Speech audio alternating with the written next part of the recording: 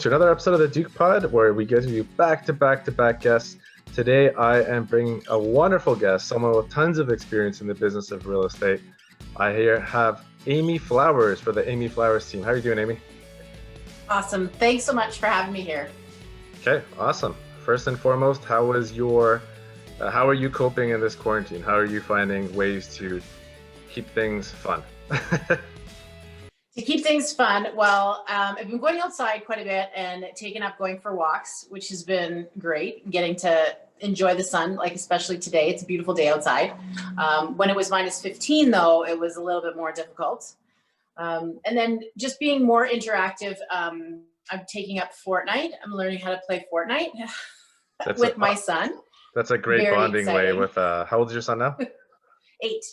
Okay, yeah. 8-year-old, Fortnite, mother-son time sounds okay.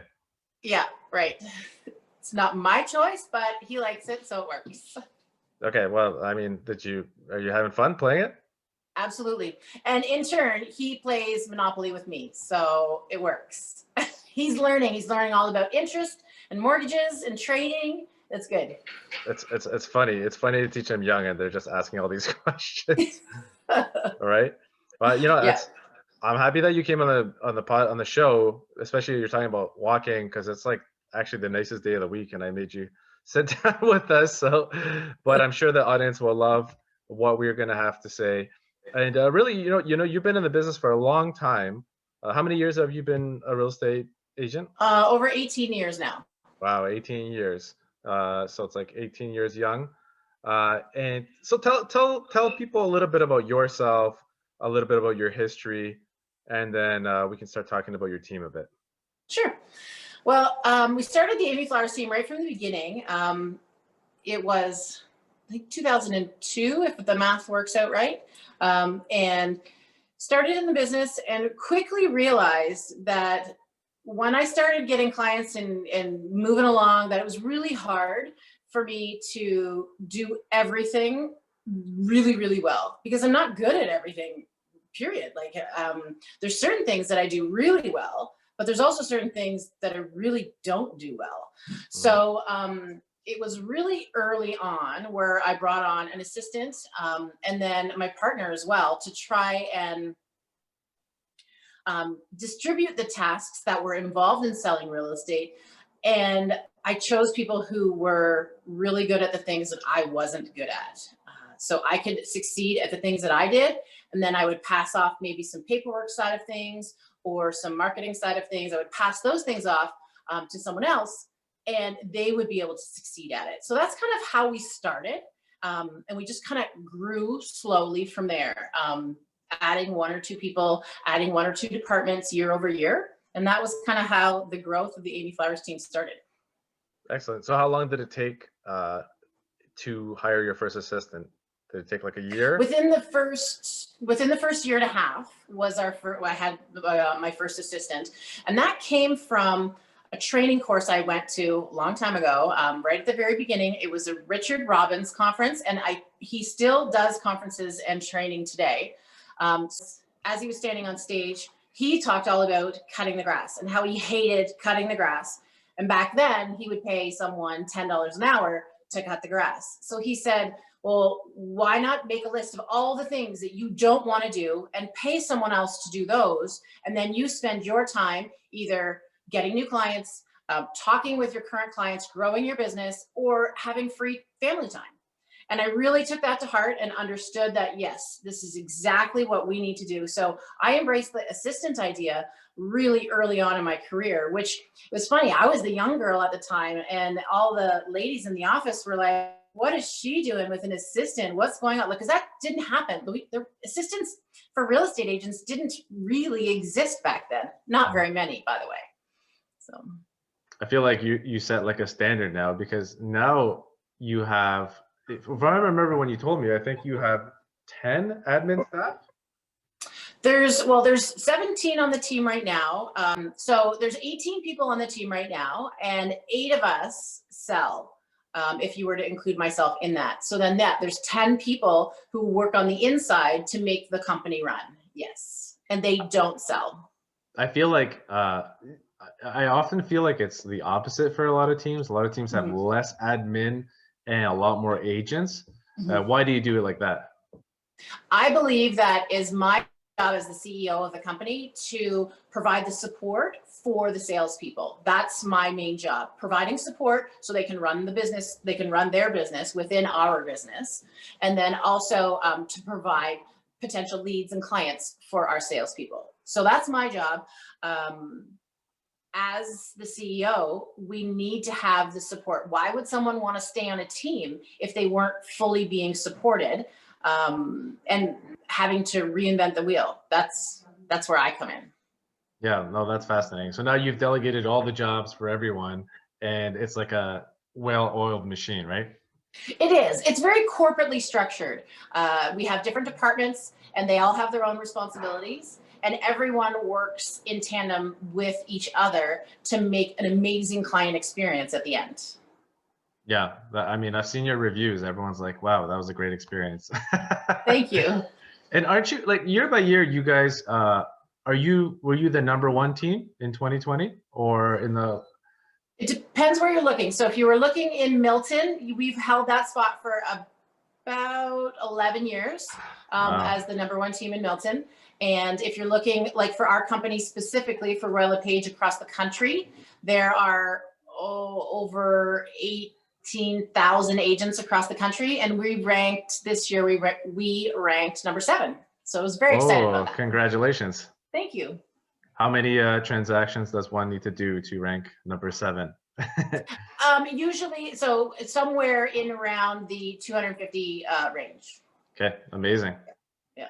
That must feel pretty good. Too bad there's Mhm. no company party this year, right? Unfortunately, there's no parties. I think actually tomorrow is our awards gala, and usually we go downtown and we get all dressed up, and that's not happening. It's all on Zoom this time. So yeah, that's happening tomorrow afternoon. Yeah, I did that in my in Cloud Realty on Saturday.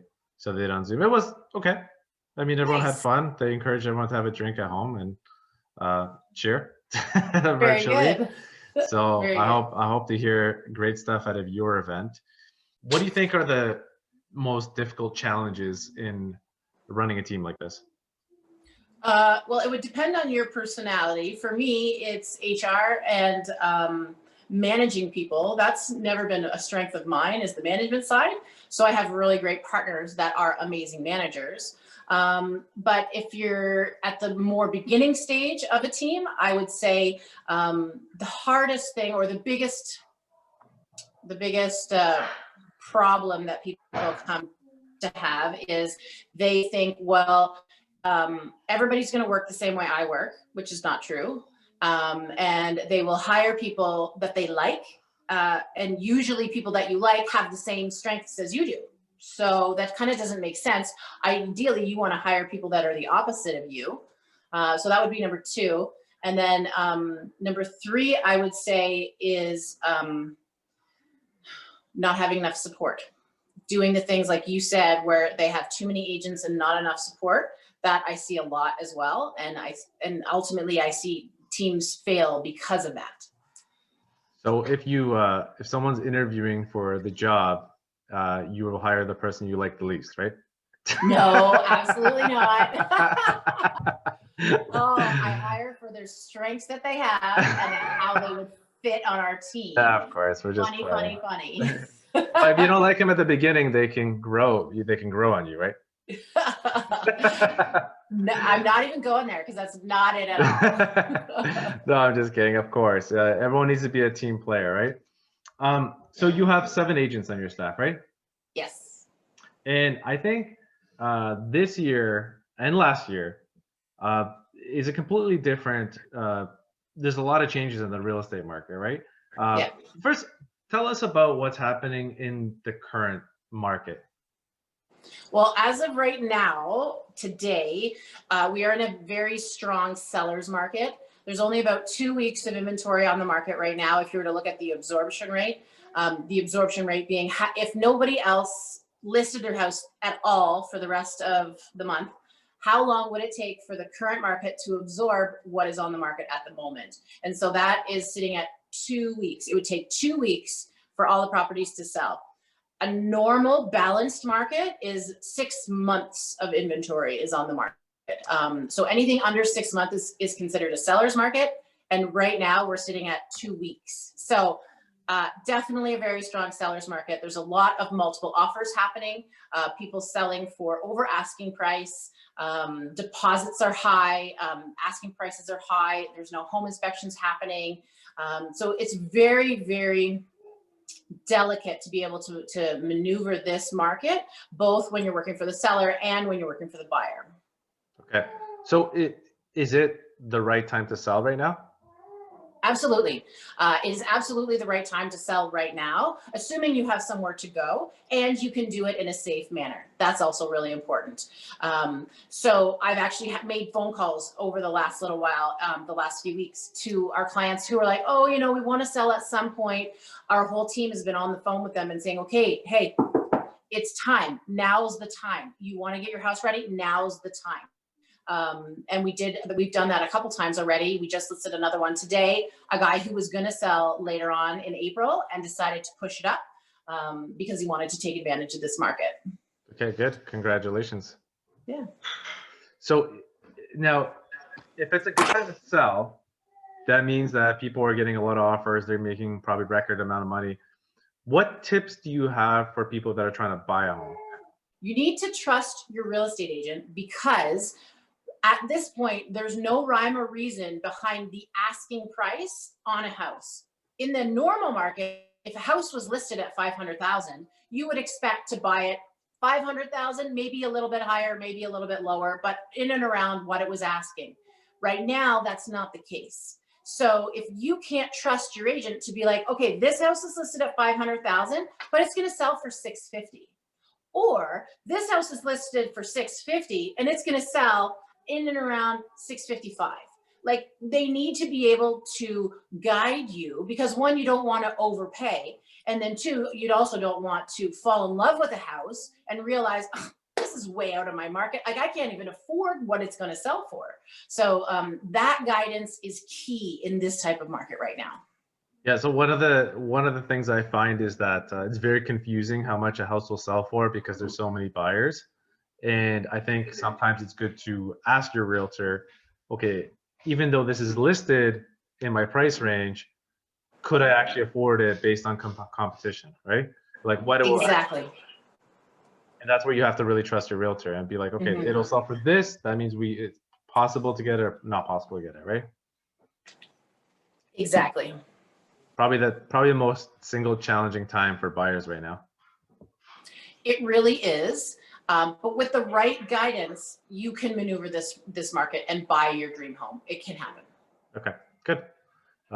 So one of the things about with 2020 is we had so much changes because of COVID in the real estate market. There's different rules and stuff. And you've actually have a new innovative strategy called the Loft. And you're actually in it right now. Tell us about it. I'm in the loft right now. I actually was able to carve out like 3 hours where nobody's up here. Since we launched this loft, it has been packed full, meaning one person after another. So I haven't been able to come up here and enjoy it all, but I was able to sneak in a few hours today. So the loft is a space which is completely contained. It's got a separate entrance, and our clients are able to reserve the spot. And you can just come here while your house is being shown, or if your house is being staged. And this is your safe space away from home. So you've got a full bathroom, a little kitchen area with a microwave, a coffee maker, the fridge, which I'm just looking at now. You've got a dining area, some desk areas in case you need to work from home or do schoolwork from home. Got the television with Amazon Prime and Netflix and Disney Plus and all that kind of stuff. And some nice couch living spaces, a little children's area. They can play on the floor. It's a very large, like 1,000 square feet up here. You can just chill and relax while your house is being shown. Because that's okay. If you think about it, when a house is being shown, the sellers have to leave because there are people going to be coming through the house. And what a lot of people don't realize right now is there is so much of a demand for properties that appointments are being booked back to back to back to back. So if you're showing your house between 9 a.m. and 9 p.m., you will have 45 or 48 sets of people through your house. And that's usually a husband and a wife and a realtor. So you've got 3 people every half an hour for 12 hours straight. That is what, like over 3,000 or 4,000 people through your house in one day. Insane. I know. I did the math the other day. And I'm like, Absolutely this is insane. ridiculous. Oh my God. Yeah. So So where are people going to go, right? Everything's shut down. you can't go to Tim Hortons and sit and have a coffee. You can't go to the library. The only thing you could do is go to maybe the conservation area, walk around. But 12 hours, that's a long time to do that. So this is a space for you to chill out, relax, and do what you would normally do, whether it's at home schooling or whether it's working from home, or maybe you're just going to sit and have some popcorn and watch TV. That's okay too. It is a fantastic idea. I haven't heard of a single other person doing that. So kudos to you guys. And in talking about going to the conservation for 12 hours, it's not realistic, although it would break a step count record probably. Right? To do that for 12 hours straight? Yeah, so today would be okay. It's a plus, +1, but other days, not so much. One of the things I think about is because it's a seller's market, it's easy to sell, but very challenging to buy. Do you think, or I should ask, how would you advise someone if they ask you, should I sell first or buy first? Okay. One of the biggest questions that people are asking right now. So each person's situation is different. So I'm 100% going to figure out, well, what is your risk tolerance? What are your backup plans? What are your motivations? What is most important to you? So we're going to go through all of that. And then I'm going to pose different scenarios and see how it fits with your situation specifically. So the first scenario would be you buy first, and then, because then you know for sure that you got a house, because it's so hard to buy a house right now. So you buy first, and then you know what you bought, and then you put your house up for sale. You're going to probably get, at this point, you're going to get more than what you thought you were going to get. So that would be a good scenario. Questions people always have are, well, I don't know what I'm going to sell my house for, so how do I know what I can buy a house for? So that's a concern that we want to think about and just discuss to figure out where your tolerance is. The second part that nobody's talking about right now, where a market is very strong, like it was specifically in 2017, the market was so strong. People were selling their houses at record prices. So let's say you were one of those people who bought a house in 2017 and you bought your house for $900,000. Awesome. You're good. No problem. And you knew that you had to sell your house for $700,000 in order to be able to afford the $900,000 purchase that you just bought. So you sold your house, you bought your house in March. It's great. Awesome. And then you come at the end of March, at the beginning of April, and say, okay, now it's time to sell mine. And then the market switched literally in a day. I can tell you exactly when it happened. And boom, the market switched. There was a flood of inventory that came up on the market. And now your house that you needed to get $700,000 for is now worth $550,000. And so you came to me and said, okay, we need to sell our house for $700,000 because we just bought one for $900,000. I'm like, okay, so we're going to sell it for $550,000. So what is the plan? And there were many people back then who had issues. They had problems. They needed to figure out extra financing. They needed to go to family members because the market changed so fast. So when we're talking to buyers of should we sell first, should we buy first, that is something we talk about every single day because our job is to protect our clients. We want to make sure that they are aware of the risks of what could happen. And especially because we've seen it before, it has happened. Okay, let's say you were going to buy a house first. Which one would you do? Would you sell first or buy first? For me specifically, if I was moving, now I've moved quite a few times, so I'm going to be one of those picky buyers who wants something very specific. So I'm going to buy first. And I have a little bit of flexibility because I will have, I won't be purchasing right to my very max. I'm going to have a little bit of leeway. But if you're a person who can live in any type of house and there's lots available, you're not as picky and you're buying right to your max, then I would suggest you might want to think about selling first. Right. Yeah. Because you need to make sure you have those funds coming in, right? Mm-hmm. and then not get jeopardized by the awful 2017 situation. Mhm. Yeah, it's crazy. It's so I feel like the market is very unpredictable these days. Do you agree with that? That it is very unpredictable. Yeah, like I know it's a seller's market, but it's unpredictable when this will slow down or if it'll just keep going. What do you have a theory about where the market's going to go? Well, it's going to, one of two things is going to happen. Regardless, we cannot sustain this type of growth. There is no way. We just sold a house yesterday, and in 7 months, this property increased 30%. The clients netted $250,000 in Wow. 7 months. So the market cannot sustain that. It will not. One of two things is going to happen. What happened in 2017, where the market was really, really strong, and then all of a sudden it dropped. So literally in a few months, we went up 20% and then came down 20%. So at the end of the day, we ended up at the exact same spot that we were before the craziness happened. So either that's going to happen, or what has happened like way in the past was the market went up and then it just plateaued and it just stayed there. And then again, the next year, the market went up and then it just stayed there. So my prediction is one of those two things is going to happen. Okay. So one of the things I think about if I was a buyer and let's say I had a budget, right? Because these houses continue to climb up in value right now. Would you advise someone to buy anything they can for their budget right now, or would you advise them to wait? Again, it really does depend what is the motivation of the client. It goes down to all that every time. So if your motivation is just to get in the market because you now have money and you have the first time that you're able to get into the market and you want to not pay rent anymore and that's your motivation, yeah, go ahead, buy just whatever you can to get into the market. Because we all know real estate is one of the best investments ever in the world. So that would be an option. Or maybe that's not the case. Maybe you live in a property already and you want to find your next best thing. You might not want to just settle for whatever's out there. And you might want to spend the time and find the one that's right, depending if it's in this market right now, or maybe we wait until it's a different market in a few months.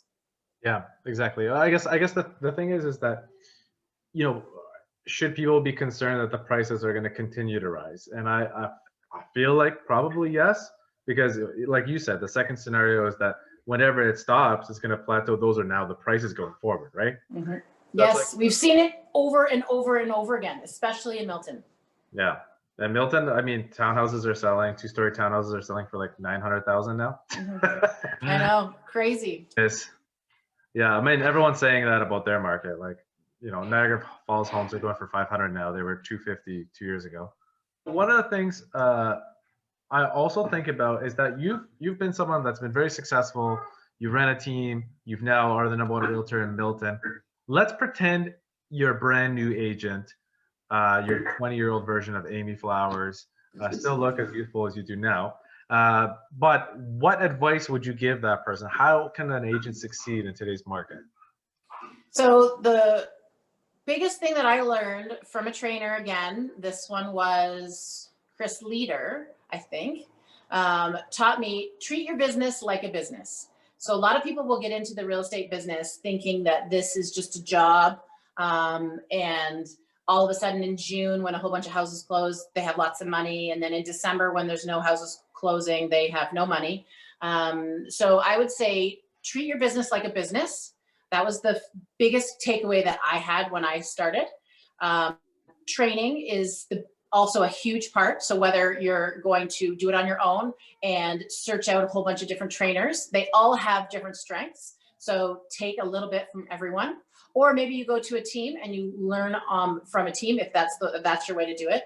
So treating your business like a business would be #1. #2 would be learning. Do not reinvent the wheel. You don't need to. There's a lot of us who have done it before, and take the best of all of the people that you see around and create your own, but you don't have to reinvent the wheel. Yeah, absolutely. In my experience, I joined like a really busy team back in the day, and it was like I was working every day for like 10 hours a day, and that really fortified like how good I was in the business after a couple of years. or at least I got experience. So maybe like the answer is like if you are a new agent but you were very motivated, you can ask to join the Amy Flowers team. Oh, that's good. I like it. Yeah, and then I'm sure you guys will put them through the all the different things that they need to do, and just you work countless hours with all the clients you have, right? You'll definitely learn very quickly. That's for sure. Yeah. Are you guys looking for more staff, or is that down the road? We don't usually do prospecting where we say we're looking for people. It really does happen organically, and we hire for the person, not for the position. So it could go whereas 3 or 4 years go by and we don't hire anybody, and then all of a sudden in 1 year we hire 4 people. It really does depend on the specific person and their qualities, and then we see if there is a fit on our team. Yeah. Okay, good. Yeah, that's awesome. I mean, obviously you've built your team very well. You have, I assume you still have lots of people on the admin staff and the agents that have been there for a long time. I actually did a deal with one of your agents this year, and she was very professional. Excellent. I'm glad to hear that. Yeah, Jennifer, she did a good job. Yes. Oh, good. Thank you. I don't have really any more questions. Is there anything you want to add about real estate or anything about your team or anything like that? I think you've covered pretty much everything. I loved it. Thank you very much for having me here. I enjoyed speaking with you and telling you all about the loft, and I'm humbled that you just wanted to listen to what I had to say. So thank you. Yeah, exactly. And I think other people want to hear what you have to say. However, the only one problem I will say is that we have to wait a long time to finally get a wine and cheese party at the loft. I know. I wanted to do that so bad. Yeah, exactly. It will happen eventually, right? It's not going anywhere for a while. Oh, it will. I'm telling you, it will. A few times. Yeah, exactly. We would have already had private tours in there, but I don't know where if you have, I assume you don't actually have wine for the clients right now, but they want to be able to get back to their home. Okay, perfect. Thanks a lot, Amy, for being on the show. Awesome. Thanks for having me. No problem. Enjoy the day.